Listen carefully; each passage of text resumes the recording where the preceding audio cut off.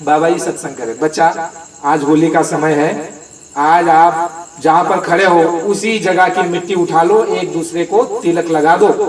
भाई भाई को तिलक लगाएगा, गुरु भाई, और बहन गुरु बहन को तिलक लगाएगी, और आपस में गले मिल लेंगे और अपने गुनाहों की, गलती की, जाने अनजाने में जो आपसे हमसे गलती हुई है उसकी क्षमा मांग लेना छोटा बन करके। तो बाबा जी ने कहा क्षमा हो जाएगी। जय गुरुदेव, जय गुरुदेव नाम किसका, जय गुरुदेव नाम किसका, प्रभु का पावन और प्यारा नाम, यह नाम नहीं इंसान का, नाम है भगवान का, भगवान का इस कलयुग में मददगार नाम। जय गुरुदेव, तो प्रेम से बोलिए जय गुरुदेव, जय गुरुदेव। परम पूज्य स्वामी जी महाराज, इनके चरणों में कोटान कोटि प्रणाम।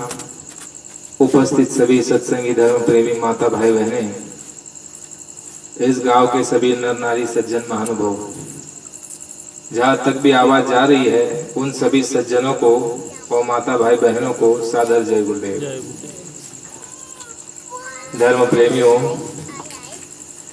हमारा आपका परम सौभाग्य है कि ऐसे समय में हमको आपको संतों महापुरुषों के सत्संग मिल रहे हैं। उनके वचनों को हमारे कानों पर पढ़ रहे हैं और हमारा आपका यह सौभाग्य जो है अति प्रफुल्लित और अति जो है उत्तम से उत्तम हमारा सौभाग्य और समय चल रहा है, जो ऐसे समय में स्वामी जी महाराज के विचार हम आप सभी को श्रवण करने मिल रहे हैं।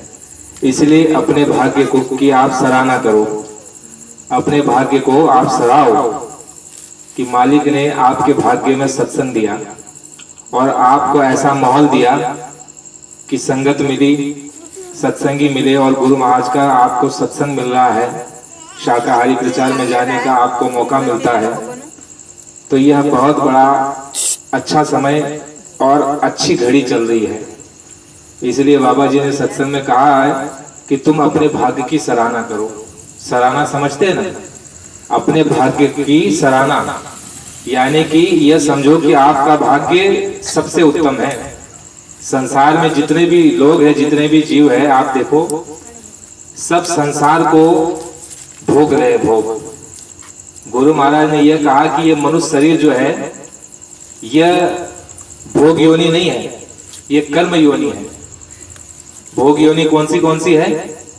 गुरु महाराज ने कहा कि इस मनुष्य को छोड़ करके जितनी भी योनियां हैं, पशु पंछी, कीड़े मकोड़े, गाय भैंस, कुत्ता बैल बकरी, देवी देवता, संजू मामा, ये सब भोग योनि में बंद है। देवता भी भोग योनि में बंद है, वो पुण्य का भोग भोग रहे हैं। और पशु पंछी, कीड़े मकोड़े, गाय भैंस, कुत्ता बैल बकरी, ये कीट पतंग जितने भी देख रहे हो, ये भोग योनि में है। यानी वो केवल भोग भोग सकते हैं, नया कर्म नहीं कर सकते। नया कर्म संसार में, सृष्टि में कौन कर सकता है? तुम और हम। ये हमको आपको कभी सुनने मिला? इसीलिए महात्माओं की महिमा है। महात्मा हमको आपको होश दिलाते हैं, हमको अपनी पहचान कराते हैं। वो रामायण गीता भागवत उसकी कहानी नहीं, क्योंकि तुमको रामायण गीता भागवत सुना दिया जाए तो तुमको क्या लाभ होगा भाई? तुमको तो अपनी चीज चाहिए। तुमको ये कहना चाहिए था, जब हमने कथा सुनी, बड़े बड़े जो है वार्ता सुने, तो उसमें आपने कभी देखा होगा कि तुम्हारी कोई बात आई? तुम्हारी तो कोई कहानी है ही नहीं उसमें। किसकी कहानी है? भगवान राम की है, भगवान कृष्ण की है, गौतम बुद्ध की है, पैगंबर ईसा मोहम्मद की है, हनुमान जी की है, भक्त प्रहलाद की है। यानी उन सभी महापुरुषों की कहानी उसमें। आप और हम कहां पर है? कृष्णा कहीं पर है? हम जितने भी हमने कीर्तन सुने, कथा सुनी, उसमें हम कहा है? तो महात्माओं का, संतों का इसीलिए महत्व है इस धरती पर। संत महात्मा कहानी किस्सा नहीं सुनाते। गुरु महाराज महात्मा क्या कहते हैं मालूम है? कर ले निज काम जवानी में, इस दो दिन की जिंदगानी में मेहमान जवानी जाती है, फिर लौट कभी नहीं आती है। इसको ए मूड तू खो नहीं देना किस्से और कहानी में। कितनी ऊंची बात महापुरुषों ने बताई कि बड़े भाग्य जवानी आई है और इसको खो नहीं देना किस्से और कहानी में। तो संत महात्मा क्या कहते हैं कि तुमने जो कथा वार्ता सुनी होगी वो सब कहानी किस्से है, सब कहानी किस्से। कहानी हो गई हो, वर्तमान क्या है? वर्तमान आप हो और आपको आपकी बात चाहिए। कभी हमने सोचा अपनी बुद्धि से हमारी कितनी उम्र कितनी आयु चली गई, हम यहाँ भटके वहां गए, यहाँ दौड़े, कहीं पर कुछ मिला? तीर्थ गए, व्रत किया, उपवास किया, मंदिर गए और तमाम हमने कथा सुनी होगी, कीर्तन सुना होगा, लेकिन हमको अपनी बात किसी में नहीं मिली। मैं अपनी बात बताता हूँ खुद की, मुझे अपने सवाल का जवाब कहीं पर भी नहीं मिला। हमारा व्यक्तिगत सवाल था, बाबा जी ये कह रहे हैं कि भाई तुम मनुष्य हो, तुम्हारे अंदर बुद्धि है, तो तुमको ये सोचना समझना चाहिए था कि भाई मेरे देखते देखते लोग मर रहे हैं, कोई जन्म रहा है, और जो जन्म रहा है तो कहीं ना कहीं से तो आया होगा, जिसका जन्म होगा वो कहीं ना कहीं से तो आया होगा, और जो मर रहे हैं यहाँ से ले जा रहे हैं अर्थी उठा करके उसको शमशान घाट दफना दे रहे, जला दे रहे हैं, वो तो कहीं ना कहीं तो जा रहा होगा। तो महापुरुष कहते हैं कि तुमको इस मनुष्य शरीर में सबसे बड़ी चीज अगर कोई है तो वो क्या है? बुद्धि। गुरु महाराज ने कहा कि ये बुद्धि गाय में नहीं है, बैल में नहीं है, गधे में नहीं, ऊंट में नहीं है, भैंस में नहीं है, पशु पंछी किसी में ये बुद्धि नहीं है जो ये मनुष्य में बुद्धि दी है भगवान ने। और सबसे श्रेष्ठ जो है मनुष्य के भीतर में ये बुद्धि है। वो बुद्धि किस लिए दी है? कि तुम ये सोच सको, तुम ये सोच सको कि क्या अच्छा है, क्या बुरा है, क्या करना है, क्या नहीं करना है, मैं कौन हूं, कहां से आया हूं, कहां जाऊंगा, मेरा घर कौन सा है। गुरु महाराज ये कहते हैं, अरे बच्चों, तुम्हारा अगर ये घर होता तो तुम्हारे माँ बाप भी यहाँ पर होते, तुम्हारा अगर ये घर होता, ये मकान होता तो तुम्हारे दादा परदादा भी यहाँ पर है। किसी के दादा परदादा है या जिंदा? नहीं है। जब तुम्हारे दादा और परदादाओं का ये घर और ये देश नहीं हुआ तो तुम्हारा कैसे हो जाएगा? विचार करो। गुरु महाराज ने कहा, बच्चा मैं तो तुमको रास्ता बताऊंगा, मैं तुमको अनुभव कराऊंगा, लेकिन चलना तुमको होगा, समझना तुमको होगा। महात्मा क्या दिशा दिखाते हैं, दिशा। अब जैसे आप रोड पर चले जाओ तो रोड पर लिखा हुआ आएगा, क्या लिखा हुआ आएगा? जलगांव, यहाँ से 70 किलोमीटर, ऐसा निशान दिखाएगा ना। तो महात्माओं का काम क्या है कि आपको जो है जगह स्थान दिखाएंगे, दिशा दिखाएंगे, चलना आपको है। स्वामी जी महाराज ने कहा कि तुमने ये मान लिया कि तुम इसी देश के हो और यही तुम्हारे माँ बाप है और तुमको यही रहना है, तुम मरोगे कभी नहीं, ये तुमने मान लिया है। अगर तुमने अपनी बुद्धि से सोचा होता कि जो बच्चे घर में जन्म ले रहे हैं, खुशियां मनाया जा रहा है घर में, तो ये जहां पहले था वहां तो मातम बन रहा है। मातम जानते हो ना? मातम मतलब जहां आदमी मरता है कोई घर में तो रोना धोना होता है, हाय तौबा होता है, बीबी बच्चे माँ बाप चाचा भाई साले साली सासू सब रोते हैं कि नहीं रोते? हाय तौबा, हाय मर गया छोड़ करके चला गया, वह रोना पीटना हो रहा है। अब वो जीव वहां से उस शरीर से निकल के कहीं गया है, शरीर जला, जीव तो कहीं ना कहीं से निकल के गया। अब वो जीव निकल करके आया कहां पर? आपके घर में आपकी लड़की को, आपकी बहू को बच्चा हुआ, उसके शरीर में वो प्राण और उसकी जीवात्मा आ गई। तो आप क्या कर रहे हो? खुशियां मना रहे हो, मिठाई बांट रहे हो, खुश हो रहे हो बड़े। एक गया एक आया, वहां से गया वहां रो रहे हैं, यहाँ पर आया तो यहाँ पर हंस रहे हैं। तो तुमने हमने कभी ये विचार नहीं किया, हमने आपने अपने जीवन काल में कितने लोगों को देखा होगा मरते हुए, और हमने कितनों को जो शमशान घाट पहुंचा दिया। आंकड़ा हमने लिखा है क्या, कभी याद किया? नहीं। पर कितने लोगों को हमने अपने जीवन काल में शमशान घाट पहुंचा दिया।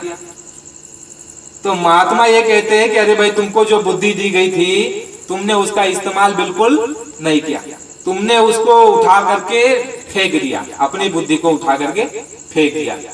तुमको सिर्फ ये लगने लग गया कि पेट कैसे भरा जाए, अरे गुरु महाराज ने कहा, स्वामी जी महाराज ये कह रहे, अरे बच्चा, जो जंगल में अजगर है, अजगर कहीं काम करने जाता है, देखा है तुमने? डब्बा पकड़ करके गया होगा, नहीं। कपासी ये चाले, जीवार का पाले, बाजी का पाले, जस का अजगर या चीड़ा जैसे तो यह जाते इसका जंगल में काम करा ले। उनको भी, उनकी भी व्यवस्था उसने करके रखी है। अजगर करे ना चाकरी, पंछी करे ना काम, दास मलू का कह गए सबके दाता राम। गुरु महाराज ने ये कहा, रे जिसने तुमको ये मनुष्य शरीर दिया है, उसने तुम जब अपनी माँ के पेट में थे उसी समय उसने प्रारब्ध बना के लिख दिया, सती का टाक बना करके लिख दिया कि जैसे तुम्हारा जन्म होगा तो तुम्हारा ये काम धंधा, इतनी पढ़ाई, तुम्हारे माँ बाप तुम्हारे साथ ऐसे रहेंगे, तुम्हें ऐसी बीवी मिलेगी, तुम्हारे ऐसे बच्चे होंगे, तुम्हारी इतनी प्रॉपर्टी होगी, तुम्हारे मित्र दोस्त यार ऐसे होंगे, ये सब कुछ तुम्हारा हमारा पेट में ही नक्की हो गया। और ये कहा जाता है कि वो भूखा उठाता जरूर है लेकिन भूखा सुलाता सबके भाग्य का उसने रखा है। गुरु महाराज ने क्या कहा, समय से पहले और भाग्य से ज्यादा तुमको मिलने वाला, चाहे कितने भी हाथ पैर मारो, समय से पहले नहीं मिलेगा और भाग्य में जो है उससे ज्यादा नहीं मिलेगा। भाग्य से ज्यादा चाहिए तो सदगुरु दे सकते हैं और गुरु महाराज ने सत्संगियों को दिया है, ये बड़े अनुभव है। लेकिन आमतौर पर गुरु महाराज ने ये कहा कि सबके भाग्य का आज का तुम्हारा आज मिल जाएगा और कल का तुम्हारा कल मिल जाएगा। तुमको केवल हाथ पैर हिलाने हैं। हिलाने का मतलब कर्म करना है, बैठे नहीं रहना। गुरु महाराज ने ये कहा कि जिसने तुमको पेट दिया है उसने तुम्हारी अन्न की पानी की व्यवस्था करके रखी है। गुरु महाराज ने ये कहा कि तुम केवल ये मनुष्य शरीर में आकर के केवल यही सोच रहे हो कि पेट कैसे भरा जाए, यही है ना आजकल, पेट कैसे भरा जाए, मेरे शौक कैसे पूरे हो, बस इसी में आदमी रात दिन सोते हुए भी यही चिंतन करता है कि कल मैं कैसे पैसा कमाऊं, कल मैं कैसे जो है रात में मैं लखपति बन जाऊं, चोरी करूं, डकैती करूं, बेईमानी करूं, धोखा दो, वो कुछ नहीं, पैसे आने चाहिए। कर्म गया, धर्म गया, सत्य गया, प्रेम गया, सद्भावना गई, न्याय गया, नीति गई, सब कुछ आपका इसी में चला गया, बह गया। जैसे पानी आता है ना, बाढ़ आती है ना, सारा बह जाता है, इसी तरह आपका हमारा सत्य, प्रेम, सदाचार, अहिंसा, न्याय, ये सब कुछ चला गया। क्या रह गया? पैसा कमाना, बस कुछ नहीं जानते, पैसा कमाना। गुरु महाराज ने कहा, अरे तुम कुछ नहीं हो। गुरु महाराज ने कहा, वो बड़े बड़े राजा महाराजा, चक्रवर्ती राजा, जहां से सूरज निकलता था और जहां डूबता था, ऐसे बड़े बड़े चक्रवर्ती राजा, और उनका आज नाम लेवा कोई धरती पर नहीं। उनके बड़े बड़े महल खंडर बनकर के पड़े हुए हैं, कोई पूछता नहीं। एक था राजा, एक थी रानी, मर गया राजा, मर गई रानी, दोनों की हो गई खत्म कहानी खत्म हो गई। तुमको हमको केवल 15-20 राजाओं की कहानी बताई जाती है, लाखों करोड़ों साल का इतिहास है राजाओं का। कितने राजा गुमनाम, उनका खंडर, उनके बड़े बड़े राजमहल, कोई नाम लेवा नहीं। जब ऐसे बड़े बड़े चक्रवर्ती राजाओं का महल खंडर बन गया और उनका नाम लेने वाला कोई नहीं, उनकी तोप तलवार, उनके सोने चांदी जो जमा किए थे धोखा देके, बेईमानी करके, उसका कोई अता पता है? कुछ नहीं। तो तुम्हारा हमारा क्या रह जाएगा? स्वामी जी महाराज ने ये कहा, अरे जैसे उसने तुमको जन्म दिया है, उसने तुम्हारे प्रारब्ध बना दिया है और तुमको आज का आज मिलेगा, कल का कल मिलेगा, इसलिए उसकी चिंता मत करो। जिसने पेट दिया है वो अन्न जरूर देगा, ये व्यवस्था उसकी है। गुरु महाराज ने सत्संग में ये घटना बताई।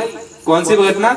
गुरु महाराज ने ये कहा कि शिव जी से पार्वती देवी कह रही है कि है स्वामी, आप क्या सभी को अन्न पहुंचाते हो? शिव जी ने कहा, हाँ, सब जितने भी जीव है चर अचर में, वो सबको अन्न पहुंच जाता है। पार्वती जी ने कहा कि मन ही मन उन्होंने विचार किया कि देखती हूं मैं कैसे जो है 2 जीव को अन्न पहुंचता है। पार्वती जी ने क्या किया, थोड़ा एक डब्बी ली और उसमें 2 जो है चींटियों को बंद कर दिया, 2 चींटियों को बंद कर दिया डब्बी में और अपने पास रख लिया। और शाम हो गई, फिर शिव जी के पास आई और शिव जी को पूछने लग गई पार्वती माता कि स्वामी, क्या आपने सबको अन्न पहुंचा दिया? तो शिव जी ने कहा, हाँ देवी, सबको अन्न पहुंच गया। पार्वती देवी कहती शिव जी को, नहीं, दोबारा से आप देख लीजिए कोई रह गया हो तो। शिव जी ने कहा, नहीं, सबको अन्न पहुंच गया।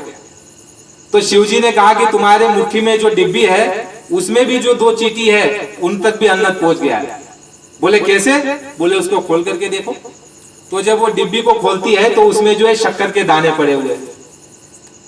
तो स्वामी जी महाराज ने ये सत्संग में घटना बताई, वो कौन सी, कि भाई उसने पेट दिया है तो वो दाना जरूर दे। किसी के घर में अपाहिज बच्चे पैदा होते हैं ना, और कितने ऐसे आपने देखे होंगे अपाहिज होते हैं, काम धंधा नहीं कर सकते या मंद बुद्धि होते हैं, तो वो भूखे मर जाते हैं क्या? मरते हैं भूखे? उनकी भी व्यवस्था होती है कि नहीं होती? तो जिनके हाथ नहीं होते, पैर नहीं होते, मंद बुद्धि होते हैं, ऐसों की भी व्यवस्था होती है, क्योंकि उसका लेना है। लेने का मतलब वो जो मंद बुद्धि है, जो अपाहिज जो घर में जन्म लिया है, उसके घर में आपने जन्म लिया था और उसकी आपने सेवा ली थी, उससे आपने सेवा कराई थी, और इस बार भगवान ने जो है उसको आपके घर में जन्म दे दिया, और आप लाख चाहो छुटकारा नहीं हो सकता, आपको उसकी सेवा करनी ही करनी है। होती है कि नहीं? क्या कर सकते हो आप? लेकिन जो बुद्धिमान होते, चतुर होते, जानकार होते, धर्म कर्म न्याय नीति की और प्रारब्ध की और कर्म का विधान जो जानते हैं, जो महात्माओं के संगत में जुड़े रहते हैं, वो इस बात को समझते हैं कि ये मेरा अदला बदला है, लेन देन है, मैंने इसकी सेवा ली है इसलिए मुझे इसकी सेवा करनी पड़ रही है, तो वो प्रेम से सेवा करता है, मजबूरी में नहीं, दुखी मन से नहीं, प्रसन्नता से। वो ये सोचता है अरे मैंने इसकी सेवा ली है, मैंने इससे बहुत सेवा कराई है, इसलिए ये लेने आया है। गुरु महाराज ने कहा जो तुम्हारे घर में लड़का बनकर, बच्चा बनकर, बच्ची बनकर, बहू बनकर, नाती बनकर, पोती बनकर जो भी आया है, भाई बनकर, माँ बनकर, बाप बनकर, ये सब अदले बदले का रिश्ता है, लेन देन का साथी संगी है। गुरु महाराज ने कहा जिसका समय पूरा हो जाएगा, लेन देन पूरा हो जाएगा, तुम छोड़ के चला जाएगा। तुम लाख चिल्लाओ बैठ करके, वो रुकने वाला नहीं है। जैसे उसका लेन देन पूरा हुआ, तुरंत जो है इस पिंजरे से पंछी तोता जो है निकल जाएगा। तुम लाख चिल्लाओ, कुछ होने वाला नहीं है। स्वामी जी महाराज ने एक सत्संग में घटना बताई कि एक सेठ का लड़का जो है बड़ा बीमार रहता था। जैसे सेठ को लड़का नहीं था, बहुत दिन बाद एक बच्चा हुआ, लड़का हुआ, और वो पढ़ाई लिखाई में अच्छा था। थोड़े दिन पढ़ाई लिखाई में खर्चा किया सेठ जी ने, और थोड़ा बड़ा हुआ तो उसने सोचा कि भाई चलो इसकी जो शादी ब्याह कर दिया जाए। तो शादी ब्याह हो गई, और उसके बाद जो है वो बीमार रहने लग गया। तो सेठ जी जो है उसकी दवा दारू करते। दवा दारू का मतलब होता है दवा, पुरानी भाषा है, दारू वो दारू नहीं होती, दवा खाने की, यानी उसकी इलाज के लिए सेठ जी बड़ा खर्चा करता। और एक वैद्य आया और उसने कहा कि भाई क्या हो गया इसको? तो सेठ जी ने कहा कि अरे वैद्य जी, मैंने बहुत पैसा इस पर खर्च किया लेकिन इसकी बीमारी जाती ही नहीं। तो वैद्य जी ने ये कहा एक पुड़िया दी। कितने? 4 आने की एक पुड़िया दी। और सेठ जी को ये कहा कि सेठ जी ये पुड़िया अगर इसको खिलाओगे तो ये मरा हुआ आदमी उठ करके खड़ा हो जाता है, ये ऐसी दवा है और 4 आने की है, ये दवा आप इसके मुंह में डाल दो और ये जो है खड़ा हो जाएगा। गुरु महाराज ने कहा कि 4 आने की पुड़िया सेठ जी को वैद्य जी ने पकड़ाई, कि कहा कि ये जो पड़ा हुआ है ये तुरंत उठ करके खड़ा हो जाएगा। सेठ जी ने 4 आना दे दिया और पुड़िया लेकर के आया, और वो जिंदा था लड़का। और जैसे सेठ जी ने जो है अपने बच्चे के मुंह में वो पुड़िया डाली, जैसे ही पुड़िया डाली और उसको 4 आना दे दिया, बच्चा सीधा आंख बंद किया और खत्म हो गया। उसने कहा सेठ जी ने, अरे वैद्य जी ये कैसी आपकी दवा? आपने कहा मुर्दा खड़ा हो जाएगा और ये मेरा जिंदा बच्चा मुर्दा हो गया, ऐसी आपकी कैसी दवा? तो बड़े आपस में झगड़ा होने लग गया दोनों का। तो एक महात्मा जी जा रहे हैं, महात्मा जी को कहा कि देखो इन्होंने ऐसी पुड़िया दे दी, मेरा बच्चा मर गया। अरे सेठ जी, तुमने जितना इसके दवा में खर्चा किया वो तो किया, वो इसका लेना देना था, केवल 4 आना बचा हुआ था, 4 आने का लेन देन इसका बचा हुआ था, इसलिए इतने दिनों से पड़ा रहा। और देखो प्रारब्ध होता है, वैद्य जी का आना हुआ और उसके मुख से निकला कि 4 आने की ये चीज है। हम क्या सोचते हैं कि अचानक ये हो गया? अचानक नहीं, ये प्रारब्ध कर्म का चक्र तुम्हारे हमारे साथ चलता है। वो आगे भी एक कहानी आएगी, उससे आपको पता चल जाएगा। तो महात्मा जी ने कहा कि वो 4 आना ही बचा हुआ था इस बच्चे का तुमसे लेना, और तुमने वो दवा में वो खर्च किया 4 आना और इसके मुंह में डाल दिया वो दवा, और जैसे ही तुमने 4 आना खर्च किया, दवा इसके मुंह में चली गई, वैसे ही इसका लेन देन पूरा होगा और यहाँ से निकल गया, पिंजरे से पंछी निकल गया। अभी तुम वैद्य को मारो, पीटो, चिल्लाओ, कुछ होने वाला, ये लेन देन का देश है। गुरु महाराज ने और एक घटना बताई। एक दंपत्ति थे, दंपत्ति का मतलब होता है मियाँ बीवी, नवरा बाई को। तो दोनों में जो है आपस में जो है एक दिन क्या उनके घर में वो क्या बना, मीठी चीज है कोई, मालपुआ कहते हैं उसको, उधर यूपी में मालपुआ बनाया घर में। मालपुआ होता है कुछ मीठी चीज ऐसे। तो वो 5 बनी, 5, 2 मियाँ बीवी है, नवरा बाई को, 5 चीजें बनी वो मालपुआ। अब उसमें बीबी ये कहे कि मैं 3 खाऊंगी, तुम 2 खाना। भाई को कहा मनस तू 2 खा जो, मैं 3 खा सू। पति कहने लग गया नहीं यार मैं पति हूं, मैं 3 खाऊंगा तू 2 खाना। पत्नी अड़ गई, कहा कि मैंने बनाया है, मेहनत तो सारी मेरी है, मैं 3 खाऊंगी तुम 2 खाना। पति कहने लग गया अरे मैं कमा करके लाया हूं, मैं 3 खाऊंगा तू 2 खाना। दोनों में हो गया झगड़ा। पति नाराज हो गया और निकल गया घर से बाहर निकल गया। शाम हो गई, देखता है अरे बीबी मुझे ढूंढने नहीं आई, तो चलो देखता हूँ सुबह जाऊंगा। आकड़ गया और ऊपर जो है पेड़ पर चढ़ गया, रात को अंधेरे में ऊपर पेड़ पर बैठा है कि डर भी लग रहा है भूत प्रेत का और जानवरों का, बैठा हुआ है। अब अचानक क्या हुआ, अचानक नहीं हुआ लेकिन अचानक ही समझो क्या हुआ, गांव में चोरी करके कुछ चोर जो है सामान चुरा कर लाए, सोना चांदी चुरा करके गांव में से लाए। अब उसी पेड़ के नीचे आकर के ठहरे। अब वो चोर आपस में जो है बंटवारा कर रहे हैं, सोने चांदी का, गहनों का बंटवारा कर रहे हैं कि भाई हम 4 हैं, तो आपस में बात कर रहे कि ईमानदारी से बंटवारा करना। गुरु महाराज क्या कह रहे, देखो वो चोर क्या कहते हैं, ईमानदारी से बंटवारा करना। यानी चोरी में भी ईमानदारी चाहिए, चोरी में भी बेईमानी नहीं चल सकती। चोर आपस में कह रहे ईमानदारी से बंटवारा करना। कौन कह रहा है, चोर। और ये ऊपर से बराबर देख रहा है, सुन रहा है, वो कह रहे ठीक है भाई ईमानदारी से ही चोरी करेंगे। अब आपस में बांट रहे सोना चांदी। उतने में ये घबरा गया कि कहीं मुझे देख ले तो मार ना दे, तो घबरा गया तो जरा जगह से हिल गया। तो पेड़ की पत्तियां जो इन्हीं दिनों का समय था, पेड़ की पत्तियां नीचे गिरी, आवाज आई कि कोई है ऊपर। तो उनको डर लगा कि भाई कोई भूत पिशाच तो नहीं। आधी रात का समय है, 2 बजे का, क्योंकि चोर 2 बजे के समय में ही आते चोरी करने क्योंकि 2 बजे का समय जो होता है सोने का होता है। चोरों का समय कभी भी देखना 1 बजे से 3 बजे के बीच में ही हाथ साफ करके निकल जाएंगे, क्योंकि 3 बजे के बाद आदमी की नींद खुल जाती है और 1 बजे के बाद कैसा भी कट्टर आदमी हो उसको नींद आ ही जाती है। तो ये चोरों का समय होता है। तो वो डर गए कि भाई भूत पिशाच ना हो, क्योंकि रात का समय भूत पिशाचों का होता है। 11 से 2 बजे का समय भूत पिशाचों का होता है। गुरु महाराज ने बताया कि 11 से 2 बजे के समय में सफर कभी मत करना, कहीं पर भी रुक जाना। तो चोर घबरा गए और घबरा करके सारा जो माल लूट करके लाए थे वहीं पर छोड़ करके भग गए। वहां से भग गए तो ये ऊपर से देख रहा है कि अरे यहाँ तो सब माल ऐसे ही छोड़ करके भग गई है। और धीरे से नीचे उतरा, नीचे उतरता है, देखता है अरे ये क्या है, बड़ा माल यहाँ पड़ा हुआ है। तो सारा जो है पोटली में लपेटा और खुशी खुशी रात को ही घर पर निकल गया। और घरवाली ने कहा आखिर लौट ही गए, जब आना ही था तो भगे क्यों। नाराज होकर के अरे भगा तो भगा देख, लेकिन हमको जो है ये माल मिल गया। तो दोनों मियाँ बीवी भी बड़े खुश। तो गुरु महाराज ने क्या कहा, ये अचानक नहीं, ये प्रारब्ध में लिखा हुआ था। ये क्या लिखा हुआ था, प्रारब्ध में लिखा था कि ये सोना तुमको मिलने वाला, ये माल, इसलिए तुम्हारी दोनों की ऐसी बुद्धि बनी कि झगड़ा करना है। गुरु महाराज ने क्या कहा कि कुछ जो है पूर्व जन्मों की तुम्हारे कर्म आपस में टकराते हैं। तुम हम सोचते हैं ना अरे इसने मेरे साथ बुरा किया, और दुखी होते हैं, उसको गाली देते हो, उसको कोसते हो, अरे तुमने उसके साथ बुरा किया है। तुम अगर उसके साथ अच्छा रह रहे हो, उसके बावजूद अगर वो तुमसे बुरा करता है तो समझ लेना ये लेन देन है, चुप रहना। वो चाहे कैसे भी तुम्हारे साथ रहे, तुम ये कहोगे मैं तो बहुत अच्छा रहता हूँ इसके साथ, मैं तो इसकी बड़ी मदद करता हूँ और ये मेरे साथ ऐसे करता है, तो इसका मतलब तुम और नया कर्म खड़ा कर रहे हो। गुरु महाराज ने ये कहा कि ये समझ लेना कि तुमने इसको सताया है, तुमने इससे लिया है, तुमने इसका दिल दुखाया है, इसलिए वो तुम्हारा दुखाएगा।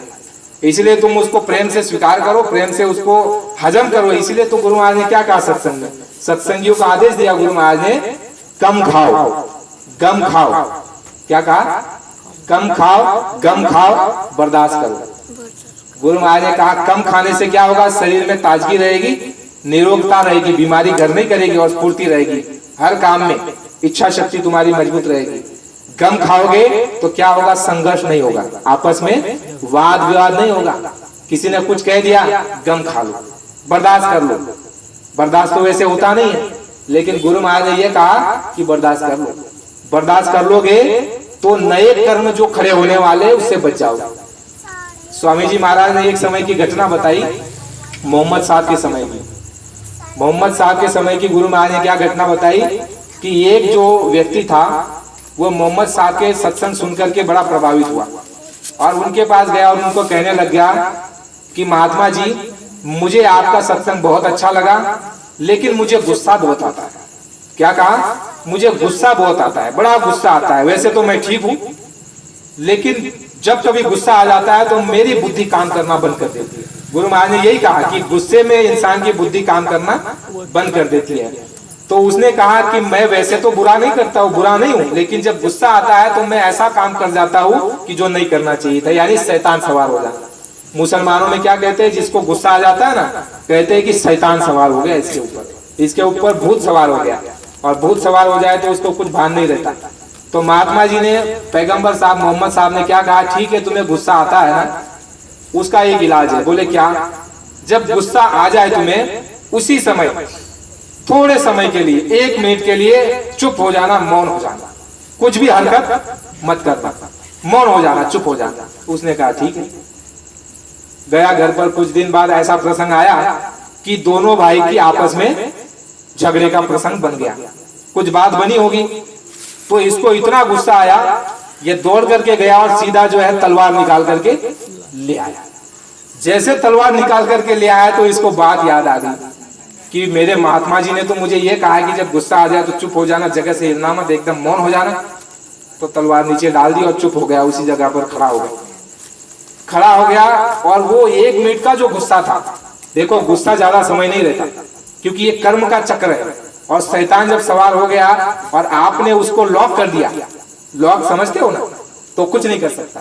खड़े हो जाओ, मौन हो जाओ, चुप हो जाओ, कुछ हरकत मत करो, कुछ नहीं कर सकता। और वो 1 मिनट का गुस्सा वो शांत हो जाएगा, क्योंकि आदमी जो है ज्यादा देर गुस्सा कर ही नहीं सकता, ये इसकी प्रकृति है। तो वो चुप हो गया, बिल्कुल खड़ा हो गया, मौन हो गया और तलवार नीचे डाल दी। 1 मिनट में उसका गुस्सा चला गया। अब जैसे गुस्सा गया, आपने भी अनुभव किया होगा, जब गुस्सा जाता है तो आदमी खुद पछताता है कि अरे मैंने ये कर दिया, मुझसे ये गलती हो गई। तो वो गुस्सा 1 मिनट का शैतान वो तुमसे वो करा देता है।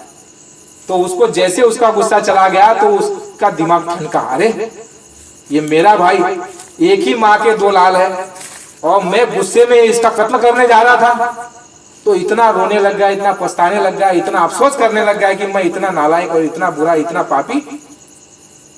और फिर गया और भाई के गले लगा और माफी मांगी कि मुझे माफ कर दे। तो महात्माओं का ये तरीका होता है। तो हम आप महात्माओं की बातों को, पहली बात तो सुनते नहीं है, सुनते हैं तो मानते नहीं है, और मानते भी है तो थोड़े दिन तक मानते, ज्यादा दिन तक नहीं मानते। क्यों नहीं मानते? लोभ, मोह, काम, क्रोध, अहंकार, ये भूत हमारे ऊपर जो है हावी रहते हैं, हमेशा हावी रहते हैं। गुरु महाराज ने क्या कहा कि जितनी आवश्यकता एक मरीज को डॉक्टर की नहीं है, जितनी आवश्यकता एक अभी बच्चा जन्मा है उसको उसके माँ के दूध की नहीं है, उससे कई अधिक गुना जरूरत तुम सभी को महात्माओं की है।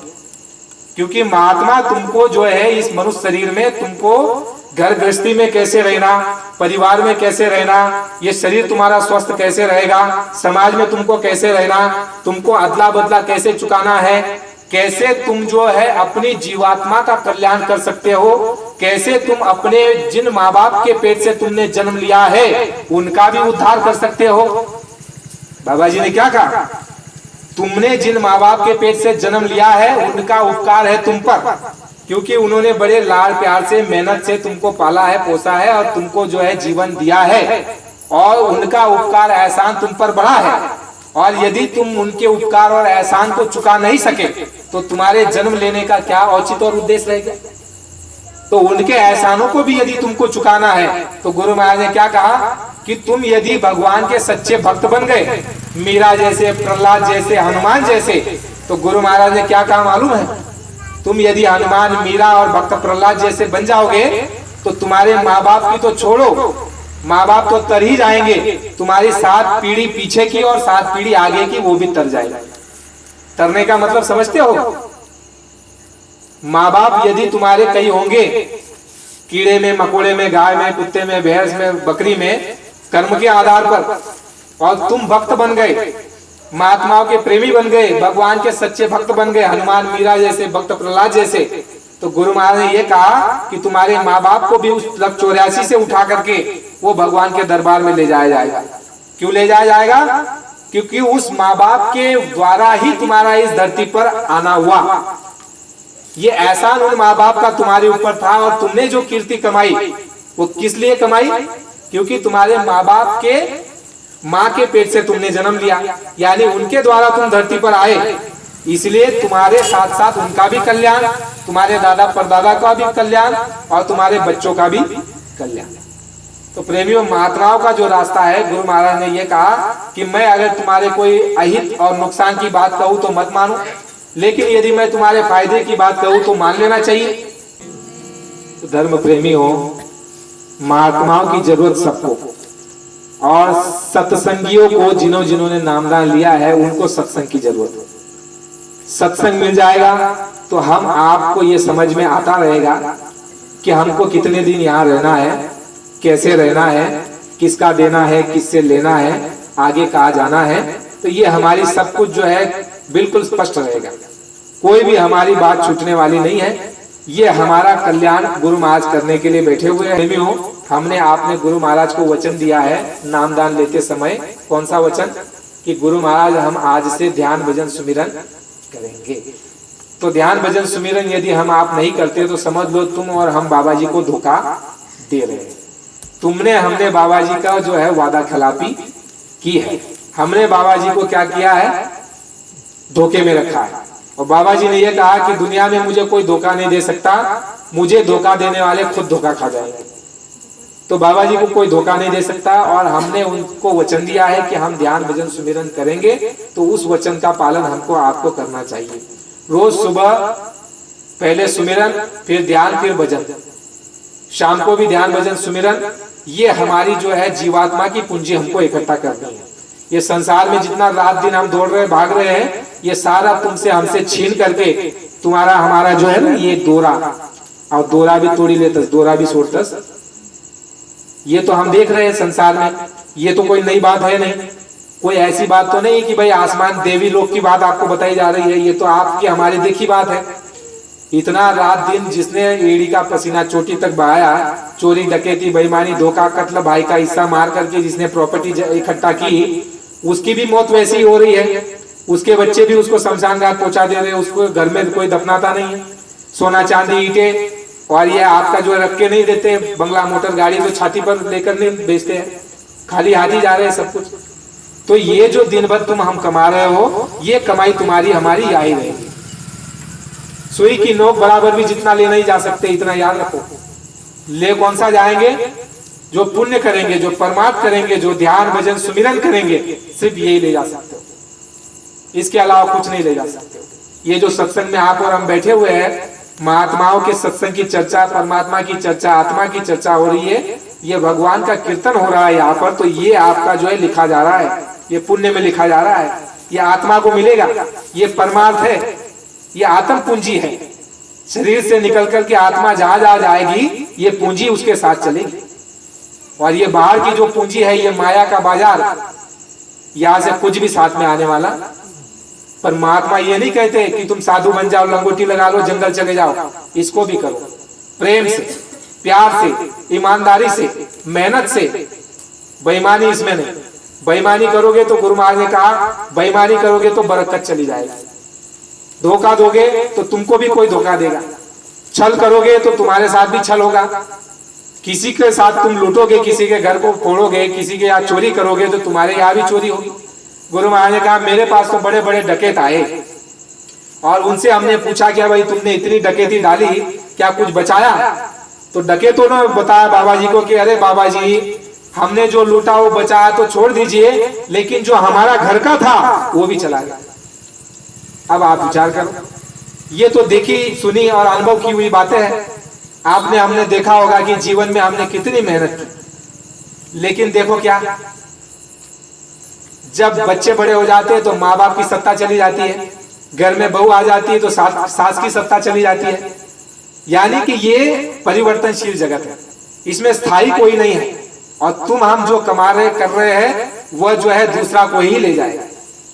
बाबा जी ने महात्मा क्या कहते हैं, जो आपके ये हुए हैं दत्तात्रेय, उनके जो है 24 गुरु हुए, उसमें से एक गुरु उन्होंने किसको बताया कि जो ये मधमाछी होती है ना, मवाई, वो देखे कि मक्खी जो है दूर जाकर के दिन भर बेचारी फसल पे जाकर के जो है वो फूलों से थोड़ा थोड़ा रस निकाल करके दिन भर कितने दूर जाती होगी, वो वहां जाती है उड़ करके, वहां से फूल में से थोड़ा सा रस निकालती है और उसको ला करके कहा डालती है मवाईना कांदा में, ना मवाईना कांदा में टाकर बिचारी दिन भर मेहनत चालू है का नहीं, दिन भर रात भर त्या माख्या असणार, ठीक आहे ना. मग नयन सारखा नाही, मन सारखा नाही, नजर पण नाही, कार वाटे ते मवायशी चांगला कांदा बरेल छे, मस्त सच छे, मग तोंडले पाणी होणं, मग काय करा, सात पिढीची आगो तोडा फांटी माख्या आठ्या बा करता तीन कांदा घर. महात्मा काय सांग राहणार, आईच तुम्ही दशावर आली, रात दिन तुम्ही बी असाच पै राहणार त्या मधमाख्याच नागर, जमाडी जमाडी जमाडी जमाडी लई राहणार, आणि एक दिन काय होईल, तोच कांदा दुसरा लई, आणि तुमले असा वसाड ती वही राहणार का नाही राहणार. मग कसाले खोटं बोलाना, कसाले लबाडी कराना, कसाले कोणा दिल दुखावाना, कसाले कोणा हिस्सा माराना, कसाले कोणा संगे चोरी करानी, धोका देवाना, का ब करा, का बा आपले काय खावायला नाही भेट राहणार का, कपडा नहीं बैठ रहा था, दोका टाबर डर नहीं शेगा बठसे ना, तरी भी हाय हाय करा, हाय हाय पण मेहनत ईमानदारी, चोरी बेईमानी धोका छल कपट, मग तुम ना सांगितलं तेज होईल. कारण गीता काय म्हण राहिली, राजा दशरथ भगवान रामना बाप तेल सुटलं नाही, कंस कृष्ण भगवान ना मामा तेले सुटलं नाही, भगवान रामले आणि भगवान कृष्णले सुटलं नाही, तुम्ही नामी कथा लाग राहिला. महात्मा सांगतात भोगणं पडी छुटकारा होवा, बिना भोगाने छुटकारा होणार नाही, आणि जय भोगाना समयी तवे चिल्लाव शात आरामा शात काहीच होणार नाही. जय गुरुदेव. म्हणून आते वय गई वय, मग गुरु महाराज काय सांगेले की जवळ वही आहेस ना, पुराना समय में जुना काल में काय रहा है, गुरु महाराज ने सांगा अबीर का गुलाल लोग एक दूसरे को लगाते थे. अबीर का गुलाल म्हणजे मामा माहिती, एक झाडेस त्यांना फुलेस ना रस काढीसन रंग बनाईसन, ते अबीर ना त्यांना मा पावडर ना ते तेल कम टाकीसन ते बनायत, त्या पिक्चर वाला आहेत ना त्याच कलर ना वापर करतस, कारण की केमिकल नहीं रास्ते, प्राकृतिक रास्ते. बाबाजी ने सांगे पहले के लोग अबीर के रंग एक दूसरे को तिलक लगाते थे और गले मिलते थे, बड़े छोटे के गले मिलते थे, छोटे बड़ों के पैर छूते थे, और साल भर के गुनाहों की गलतियों की माफी एक दूसरे से मांगते थे. विचार करा, असा आपला सण होता. गाव में रही राहत आपण, एक दुसऱ्या संगे वाद होई घ्यावी, झगडा होई घ्यावी, एक दुसऱ्यानं मन दुखावणं होई, मग त्यासाठी महात्माने काय ठेव, माफी मांग लो, साल भर में एक बार माफी हो जाएगी. मग त्या कर्म लागावत नाही, भोग बनाव, दुःख भेटाव, कितना सोपा रस्ता है. गुरु महाराज सांगा अबीर का आणि आपला बाबाजी सत्संग में कसं होय, मी देखेल बाबाजी सत्संग करे, बच्चा आज होली का समय है, आज आप जहां पर खड़े हो उसी जगह की मिट्टी उठा लो, एक दूसरे को तिलक लगा दो. भाई भाई को तिलक लगाएगा, गुरु भाई, और बहन गुरु बहन को तिलक लगाएगी, और आपस में गले मिल लेंगे, और अपने गुनाहों की गलती की जाने अनजाने में जो आपसे हमसे गलती हुई है उसकी क्षमा मांग लेना छोटा बन करके. तो बाबा जी ने कहा क्षमा हो जाएगी. विचार करो वर्षभर में कितना अपराध हुए ना तो दिन आपला क्षमा हो जाएगी. अब ऐसा तरीका होता था.